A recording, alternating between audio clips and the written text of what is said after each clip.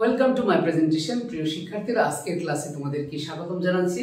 তো তোমাদের সাথে আমি ক্লাস নিচ্ছি হলো চেঞ্জিং সেন্টেন্সের অ্যাফারমেটিভ থেকে নেগেটিভ। ইতিমধ্যে আমি দুটি ক্লাস নিয়েছি, আজকে এর তৃতীয় ক্লাস তোমাদের সামনে উপস্থাপন করছি। আজকে আরও 6টি রুলস নিয়ে কাজ করব, অর্থাৎ 6টি নিয়মের বিস্তারিত তোমাদের সামনে উপস্থিত করব। তো ক্লাসে ফিরে যাচ্ছি। প্রথমেই দেখো, টু টু যুক্ত বাক্যকে নেগেটিভ করতে হলে কি করতে হবে?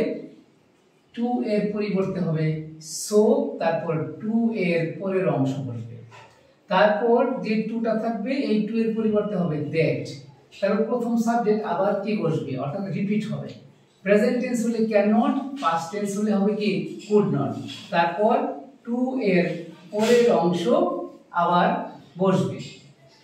তারপর উদাহরণ দেখি, হি ইজ টু ডাল, তাহলে কি প্রথমে হবে হি, তারপরে হবে কি ইজ, তারপরে কি এই যে টু এটার পরিবর্তে হবে কি সো, এরপরের ওয়ার্ডটা হলো ডাল, তারপরে আবার টু, এই টু এর পরিবর্তে হবে দ্যাট, প্রথম সাবজেক্ট রিপিট হবে, প্রথম সাবজেক্টে যেহেতু আমার প্রোনাউন সেহেতু কি আবার এখানে কি হি হবে, আর প্রথম অংশের ভার্বটা যেহেতু প্রেজেন্ট টেন্স ইজ সেহেতু এখানে হবে কি ক্যান নট। ক্যান নট হওয়ার কারণটা হলো কি এই টু যুক্ত বাক্যটা হলো একটা নেগেটিভ বাক্য, যার কারণে এখানে হয়েছে কি ক্যান নট। তারপর টু এর পরের অংশ হলো কি আন্ডারস্ট্যান্ড, আন্ডারস্ট্যান্ড। তারপর রহিম ওয়াজ টু পোর টু বাই, তাহলে প্রথমে রহিম, তারপর ভার্ব ওয়াজ, যথারীতি কি হবে টু এর পরিবর্তে হবে কি সো, তারপরে ওয়ার্ডটা কি পোর, তারপরে টু এর পরিবর্তে হবে দ্যাট, তারপর যেহেতু রহিম কি নাউন, তাহলে তার মেসকুলিন কি, তার সে মেসকুলিন জেন্ডার এবং তার মেসকুলিন জেন্ডারের প্রোনাউনটা হলো কি হি। এখানে লক্ষণীয় বিষয় হলো কি এখানে ওয়াজ হলো পাস্ট টেন্স, যার কারণে এখানে হবে কি কুড নট। তারপর টু এর পরে কি by foot, could not by foot, অর্থাৎ সূত্রই তোমাকে কি বাক্য কমপ্লিট করে দিবে। তারপরে দেখো, অলওয়েজ যুক্ত বাক্যকে মানে অ্যাফারমেটিভ বাক্যকে নেগেটিভ করতে গেলে কি করতে হবে? অলওয়েজ এর পরিবর্তে হবে নেভার, আর অ্যাফারমেটিভ যে শব্দটা থাকবে তার নেগেটিভ ওয়ার্ড, অর্থাৎ তার বিপরীত শব্দ। তাহলে অলওয়েজ স্পিক দ্য ট্রুথ, তাহলে অলওয়েজ এর পরিবর্তে কি হবে নেভার, তারপরে কি স্পিক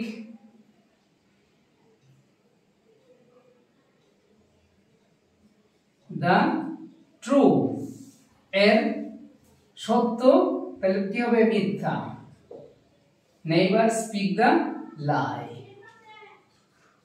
তারপরে অ্যাফারমেটিভ সেন্টেন্সে অল থাকলে নেগেটিভ করার সময় কি হবে?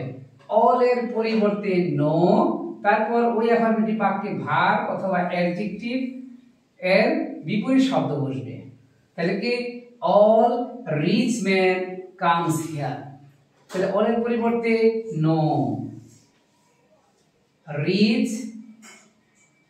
ম্যান, এখানে এম এ এন্ড ম্যানটা কিন্তু সিঙ্গুলার, যদি এখানে এমি এন থাকতো তাহলে কিন্তু কি এই এস বসতো না, কারণ এটা প্লুরাল হলে বসবে না। তো খেয়াল করে তাহলে কি হবে নো রিচ, তাহলে নো রিচ, রিচের জায়গায় কি হবে এখানে পোর, নো পোর ম্যান কি কামস হিয়ার, তাহলে অল এর এই অল এর পরিবর্তে কি নো, আর রিচের পরিবর্তে কি পোর, অর্থাৎ বাকিটুকু আর পরিবর্তন নেই। এরপরে আমি আরো 3টা নিয়ম তোমাদের সামনে উপস্থাপন করছি। প্রিয় শিক্ষার্থীরা, এখন তোমাদের সামনে আরো 3টি নিয়ম উপস্থাপন করছি, লক্ষ্য করো। অ্যাফারমেটিভে সামটাইমস থাকলে নেগেটিভে নট অলওয়েজ হবে। উদাহরণ, Mila has sometimes come here, negative Mila has not always come here. বাক্যের মধ্যে বোথ ডট ডট এন্ড অথবা শুধু এন্ড দ্বারা যদি কি নাউন, প্রোনাউন অথবা অ্যাডজেক্টিভ যুক্ত থাকে তাহলে কি হবে? Not only but also. Both Reza and Corinne can do this. তাহলে এখানে কি হবে? বোথের জায়গায় হবে not only, not only Reza. তারপর এই এন্ডের জায়গায় হবে but also, but also Corinne can do this। যে রহিম এবং করিম উভয় এসেছিল, কিন্তু এখানে হবে কি নট অনলি রেজা, শুধু রেজা নয়, বাট অলসো করিম, রেজা নয় করিমও এখানে এসেছিল। আবার দ্বিতীয় অংশটা দেখো, he is honest and sincere. তাহলে এখানে এন্ড দ্বারা দুটো অ্যাডজেক্টিভকে যুক্ত করা হয়েছে, সো এদের আগে বসবে। তাহলে লক্ষ্য করো, he is not only honest, সে শুধু কেবল সৎই নয়, বাট অলসো অর্থাৎ এন্ড এর রিপ্লেসমেন্ট বাট অলসো সিনসিয়ার, কিন্তু কর্তব্যপরায়ণ, সিনসিয়ার। তারপর দেখো অ্যাফারমেটিভে মেনি থাকলে নেগেটিভে হবে কি নট এ ফিউ, আর যদি শুধু এ ফিউ থাকে তাহলে হবে নট মেনি, রিভার্স। কারণ এগুলোর উদাহরণ আমি নিচে উপস্থাপন করব। মাছ থাকলে হবে নট এ লিটল, আর যদি এ লিটল থাকে তাহলে হবে নট মাছ। আবারও বলছি, মেনি থাকলে নট এ ফিউ, আর এ ফিউ থাকলে নট মেনি। মাছ থাকলে নট এ লিটল, আর শুধু এ লিটল থাকলে হবে কি not much. He has many books, he has many books. তাহলে নেগেটিভ বলে কি হবে? He has not a few books. আবার she had, তার ছিল মাস নলেজ, যথেষ্ট জ্ঞান ছিল। তাহলে মাস থাকলে তাহলে আবার খেয়াল কি হবে? she had not, মাসের রিপ্লেসমেন্ট কি a little, a little knowledge। তারপর ওই যে রিভার্স বলেছিলাম, I bought a few pens, I bought a few pens, books, এরকম আর অনেক কিছু হতে পারে। তাহলে এটা যেহেতু পাস্ট ইনডিফিনিট টেন্স, তাহলে হবে কি I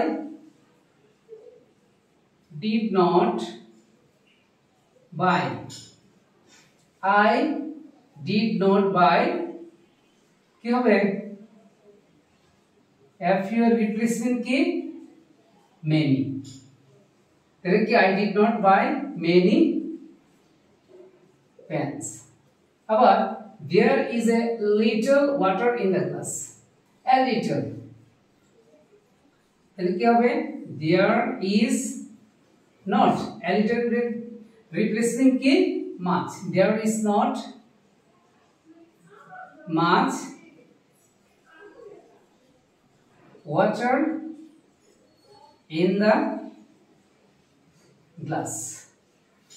তো আশা করি প্রিয় শিক্ষার্থীরা তোমরা পুরো বিষয়টি ভালোভাবে বুঝতে পেরেছো, আর এটার উপরে আরেকটি ক্লাস নেব, আর পাশাপাশি তোমাদেরকে একটি এই অ্যাফারমেটিভ থেকে নেগেটিভের কাজগুলি সহজ করার জন্য কিছু বিপরীত শব্দের উপরে একটা ক্লাস নেব, অর্থাৎ আর দুটি ক্লাস এটার উপরে নেব।